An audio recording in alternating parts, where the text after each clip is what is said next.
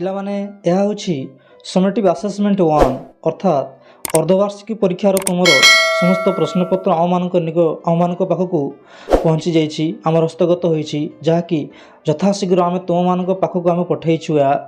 ଏହା ଠିକ୍ ଅଛି ତୁମର ଲାଭ ପାଇଁ, ତୁମର ସଫଳତା ପାଇଁ। ଠିକ୍ ଅଛି, ଏଠାରେ ଦେଖିବା ଏହା ହେଉଛି ଷଷ୍ଠ ଶ୍ରେଣୀ, ବିଷୟ ହେଉଛି ଇତିହାସ, ସମୟ 1 ଘଣ୍ଟା। ଠିକ୍ ଅଛି, ଏଠାରେ ଲେଖିବ ପରୀକ୍ଷାର୍ଥୀଙ୍କ ନାମ, ଏଠି ତୁମ ନାମ ଲେଖିବ। ଠିକ୍ ଅଛି, ତାପରେ ଲେଖିବ ବିଦ୍ୟାଳୟର ନାମ, ଏଠି ତୁମ ବିଦ୍ୟାଳୟର ନାମ ଲେଖିବ। ତାପରେ ଏଠି ଲେଖିବ ପରୀକ୍ଷାର୍ଥୀଙ୍କ ରୋଲ୍ ନମ୍ବର, ଏଠି ତୁମର ରୋଲ୍ ନମ୍ବର ଲେଖିବ। ତାପରେ ଏଠି ଲେଖିବ ତାରିଖ, ପରୀକ୍ଷା ଯେଉଁ ଦିନ ଦେବ ସେହି ଦିନର ତାରିଖ ଏଠି ଦେବ। ଠିକ୍ ଅଛି, ତାପରେ ଏଇଠି ତୁମେ କିଛି ଲେଖିବ ନାହିଁ, ଏହା ହେଉଛି ତୁମର ଶିକ୍ଷକଙ୍କ କାମ। ତାପରେ ଏଇଠି ତୁମର ଶିକ୍ଷକ ଦସ୍ତଖତ କରିବେ। ତାପରେ ଏଇଠି ତୁମେ ଲେଖିବ ପୂର୍ଣ୍ଣାଙ୍କ 25। ଠିକ୍ ଅଛି, ତୁମର 25 ମାର୍କରୁ କେତେ ମାର୍କ ତୁମେ ଆଣିବ ଏଇଠି ଖାଲି ଘରେ ଲେଖିବେ ତୁମ ଶିକ୍ଷକ। ଠିକ୍ ଅଛି, ଦେଖିବା ପ୍ରଥମ ପ୍ରଶ୍ନ କ'ଣ ଅଛି। ପ୍ରଥମ ପ୍ରଶ୍ନ, ଯେକୌଣସି ଗୋଟିଏ ବିଷୟରେ ଯେକୌଣସି ଗୋଟିଏ ପ୍ରଶ୍ନର ଉତ୍ତର ଲେଖ, 4 ମାର୍କ ମିଳିବ। ଏଠାରେ କ ଏବଂ ଖ ଦୁଇଟି ଅଛି, ଯେକୌଣସି ଗୋଟିଏ ଲେଖିବ। ଠିକ୍ ଅଛି, ପ୍ରଥମ ପ୍ରଶ୍ନ ଅଛି ଇତିହାସ ଜାଣିବାର ବିଭିନ୍ନ ଆଧାର ଗୁଡ଼ିକ କ'ଣ କ'ଣ? ଇତିହାସ ଜାଣିବାର ବିଭିନ୍ନ ଆଧାର ଗୁଡ଼ିକ କ'ଣ କ'ଣ ତୁମେ ଲେଖିବ। ତାପରେ ଅଛି ହରପ୍ପା ସଭ୍ୟତାକୁ କାହିଁକି ଭାରତର ପ୍ରଥମ ନଗର ସଭ୍ୟତା କୁହନ୍ତି? ଅତି ସୁନ୍ଦର ପ୍ରଶ୍ନ, ପିଲାମାନେ ସବୁ ଜାଣିପାରିବ। ଠିକ୍ ଅଛି, ତାପରେ ପରବର୍ତ୍ତୀ ପ୍ରଶ୍ନ ଦେଖିବା। ଅତି ସଂକ୍ଷେପରେ ଉତ୍ତର ଲେଖ। ଅତି ସଂକ୍ଷେପରେ ଉତ୍ତର ଲେଖିବ। ହରପ୍ପା ସଭ୍ୟତାର ଲୋକମାନେ କିପରି ଶବ ସତ୍କାର କରୁଥିଲେ? ଅତି ସୁନ୍ଦର ପ୍ରଶ୍ନ। ତାପରେ ତାହାର ପରବର୍ତ୍ତୀ ପ୍ରଶ୍ନ ଅଛି ଆର୍ଯ୍ୟମାନଙ୍କୁ କେତେ ଶ୍ରେଣୀରେ ବିଭକ୍ତ କରାଯାଇଥିଲା ଓ କ'ଣ କ'ଣ? ଆର୍ଯ୍ୟମାନଙ୍କୁ କେତେ ଶ୍ରେଣୀରେ ବିଭକ୍ତ କରାଯାଇଥିଲା ଓ କ'ଣ କ'ଣ? ଠିକ୍ ଅଛି, ତାପରେ ପରବର୍ତ୍ତୀ ପ୍ରଶ୍ନ ଦେଖିବା।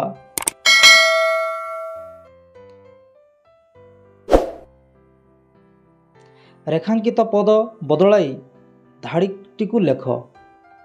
ରେଖାଙ୍କିତ ପଦ ଯେଉଁ ଅଛି ତାହାକୁ ବଦଳାଇ ଦେବ। ଠିକ୍ ଅଛି, ଏବଂ ସେଠାରେ ଅନ୍ୟ ଏକ ଶବ୍ଦ ଯୋଡ଼ିବ ଯାହାକି ସଠିକ୍ ହେବ। ଠିକ୍ ଅଛି, ରାମାୟଣର ଅନ୍ୟତମ ଶ୍ରୁତି, ରାମାୟଣର ଅନ୍ୟତମ ଶ୍ରୁତି ଏଇଠି କ'ଣ ହେବ ତୁମେ ଲେଖିବ। ତାପରେ ଅଛି ଋଗ୍ବେଦରେ ଗୁଣି ଗାରେଡ଼ି ଆଦି ରହିଛି। ଠିକ୍ ଅଛି, ଏଠାରେ ରେଖାଙ୍କିତ ଶବ୍ଦକୁ ବଦଳାଇ ଦେଇ ଲେଖିବ। ତାପରେ ଅଛି ହର୍ଷଚରିତ ବାଣଭଟ୍ଟ ଲେଖିଥିଲେ। ହର୍ଷଚରିତ ବାଣଭଟ୍ଟ ଲେଖିଥିଲେ, ଏଠାରେ ରେଖାଙ୍କିତ ପଦକୁ ବଦଳାଇ ସଠିକ୍ ଉତ୍ତରଟି ଲେଖିବ। ଠିକ୍ ଅଛି, ତାପରେ ପରବର୍ତ୍ତୀ ପ୍ରଶ୍ନ ଅଛି ବନ୍ଧନୀ ମଧ୍ୟରୁ ଉପଯୁକ୍ତ ଶବ୍ଦ ବାଛି ଶୂନ୍ୟସ୍ଥାନ ପୂରଣ କର। ବନ୍ଧନୀ ମଧ୍ୟରୁ ଉପଯୁକ୍ତ ଶବ୍ଦ ଆଣିବ ଏବଂ ଶୂନ୍ୟସ୍ଥାନରେ ଲେଖିବ। ଠିକ୍ ଅଛି, ପ୍ରଶ୍ନ ଅଛି ଭାରତ ଏସିଆ ମହାଦେଶର ଡେକ୍ସ ଉପକୂଳରେ ଅବସ୍ଥିତ। ବନ୍ଧନୀରେ ଅଛି ପୂର୍ବ, ପଶ୍ଚିମ, ଉତ୍ତର, ଦକ୍ଷିଣ। କେଉଁଠି ସଠିକ୍ ଉତ୍ତରଟି ଏଇଠି ଲେଖିବ। ତାପରେ ଖ ନମ୍ବର ଅଛି ଦେହର ଗଠନ ଭଳି ମନୁଷ୍ୟ ଦେହର ଗଠନ ହୋଇଛି। ଡେକ୍ସ ଦେହର ଗଠନ ଭଳି ମନୁଷ୍ୟ ଦେହର ଗଠନ ହୋଇଛି। ଏଠାରେ ଅଛି ଗିବନ୍, ସିମ୍ପାଞ୍ଜି, ଗରିଲା, ନୃବାନର। ଏଠାରେ କେଉଁ ଶବ୍ଦଟି ସଠିକ୍ ହେବ ସେହି ଶବ୍ଦକୁ ଏହି ଶୂନ୍ୟ ସ୍ଥାନରେ ଲେଖିବ। ଠିକ୍ ଅଛି, ପରବର୍ତ୍ତୀ ପ୍ରଶ୍ନ କ'ଣ ଅଛି ଦେଖିବା। ସମ୍ଭାବ୍ୟ ଉତ୍ତର ମଧ୍ୟରୁ ଠିକ୍ ଚିହ୍ନ ଦିଅ। ଠିକ୍ ଅଛି, ଚନ୍ଦ୍ରଭାଗା ନଦୀର ଅନ୍ୟ ନାମ କ'ଣ? ଏଠାରେ ଅଛି ଝେଲମ, ଚେନାବ, ରାବି, ବିପାଶା। ଯେଉଁଠି ଠିକ୍ ସେହି ଘରେ ଠିକ୍ ଚିହ୍ନ ଦେବ। ତାପରେ ପରବର୍ତ୍ତୀ ପ୍ରଶ୍ନ ଅଛି କେଉଁ କୋଳି ହରପ୍ପା ସଭ୍ୟତାର ଲୋକମାନଙ୍କର ପ୍ରିୟ ଖାଦ୍ୟ? ବର, ଜାମ୍ବୁ, ଖଜୁରୀ, ଲିଚୁ। ଯେଉଁଠି ଠିକ୍ ହେବ ସେହି ଘରେ ଠିକ୍ ଚିହ୍ନ ଦେବ। ଠିକ୍ ଅଛି, ତାପରେ ଗୋଟିଏ ବାକ୍ୟରେ ଉତ୍ତର ଦିଅ। ଗୋଟିଏ ବାକ୍ୟରେ ଉତ୍ତର ଦେବ। 10ଟି ଅଛି, 10 ମାର୍କ ମିଳିବ। ସାମାଜିକ ଚୁକ୍ତି କହିଲେ କ'ଣ ବୁଝ? ଗୋଟିଏ ବାକ୍ୟରେ ଏହାର ଉତ୍ତର ଲେଖିବ। ଠିକ୍ ଅଛି, ତାପରେ ଅଛି ସମାଜ କିପରି ସୃଷ୍ଟି ହେଲା? ସମାଜ କିପରି ସୃଷ୍ଟି ହେଲା? ଗୋଟିଏ ବାକ୍ୟରେ ଏହାର ଉତ୍ତର ଲେଖିବ। ତାପରେ ଅଛି ରାଷ୍ଟ୍ରର କାର୍ଯ୍ୟକୁ କେତେ ଭାଗରେ ବିଭକ୍ତ କରାଯାଇଛି ଏବଂ ସେଗୁଡ଼ିକ କ'ଣ କ'ଣ? ରାଷ୍ଟ୍ରର କାର୍ଯ୍ୟକୁ କେତେ ଭାଗରେ ବିଭକ୍ତ କରାଯାଇଛି ଓ ସେଗୁଡ଼ିକ କ'ଣ କ'ଣ? ଏହାକୁ ମଧ୍ୟ ତୁମେ ଗୋଟିଏ ଧାଡ଼ିରେ ଏହାର ଉତ୍ତର ଲେଖିବ। ଠିକ୍ ଅଛି, ପରବର୍ତ୍ତୀ ପ୍ରଶ୍ନ ଅଛି କାହାକୁ ନେଇ ବଂଶ ଗଠିତ? କାହାକୁ ନେଇ ବଂଶ ଗଠିତ?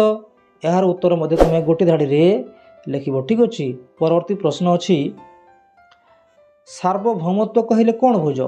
ସାର୍ବଭୌମତ୍ୱ କହିଲେ କ'ଣ ବୁଝ? ଏହାର ଉତ୍ତର ମଧ୍ୟ ତୁମେ ଗୋଟିଏ ଧାଡ଼ିରେ ଦେବ।